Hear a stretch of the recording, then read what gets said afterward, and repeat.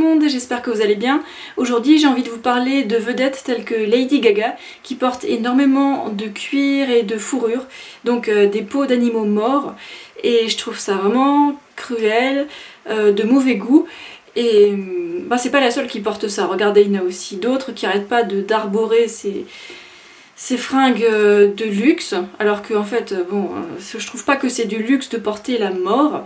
Bon, je parle pas du tout du côté artistique de leurs chansons et de l'aspect musical, les paroles, tout ça, c'est même pas le sujet que je veux aborder parce que bon, chacun ses goûts. Mais pour ce qui est de porter des peaux d'animaux morts, je trouve ça vraiment dégueulasse parce que les animaux, ils ont pas demandé à ce qu'on prenne leur peau. C'est sur eux que la peau leur va le mieux, hein. C'est pas sur nous, mesdames, messieurs, que ces peaux ont quelque chose à faire, parce qu'on est en 2016 quand même, et on a tellement d'alternatives végétales ou synthétiques. Je pense par exemple au cuir d'ananas ou alors au cuir de liège. On dit cuir végétal parce qu'en fait il y a un procédé de tannage qui est comparable. Alors le problème avec le tannage du cuir animal, c'est qu'il y a beaucoup de produits chimiques dedans, des métaux lourds et notamment du chrome, ce qui pollue aussi la nappe phréatique, donc la terre, les eaux, c'est pas terrible environnementalement parlant. Et en plus, on tue des animaux pour ça alors que c'est totalement inutile. Il y a tellement d'autres alternatives pour se vêtir, quoi.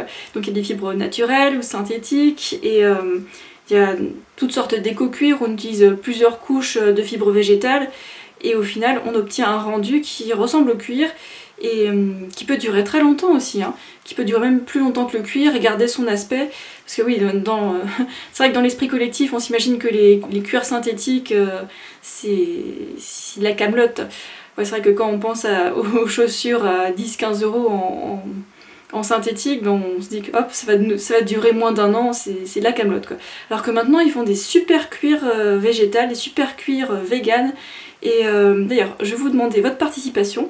Alors si vous connaissez des bonnes marques durables qui vous plaisent bien, de sacs ou alors de chaussures ou alors d'autres articles en cuir vegan, mettez-le sous la vidéo s'il vous plaît, comme ça vous pourrez aller voir les liens des uns et des autres et puis trouver votre bonheur, faire votre petit shopping en ligne d'articles de maroquinerie vegan. Et arrêtez de tuer des animaux pour ça, parce que je pense que notre style, il n'a pas besoin de faire souffrir les animaux. Maintenant on a des alternatives, alors collez-vous-y, quoi. Alors je dis pas qu'il faut renouveler toute sa garde-robe du jour au lendemain, voilà, chacun prend le temps qu'il peut avec le budget qu'il a, et voilà, faire de son mieux, c'est déjà beaucoup, quoi.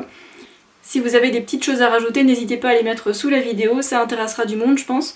Je vous dis merci, et puis à très bientôt. Devenez vegan, restez vegan, et ciao!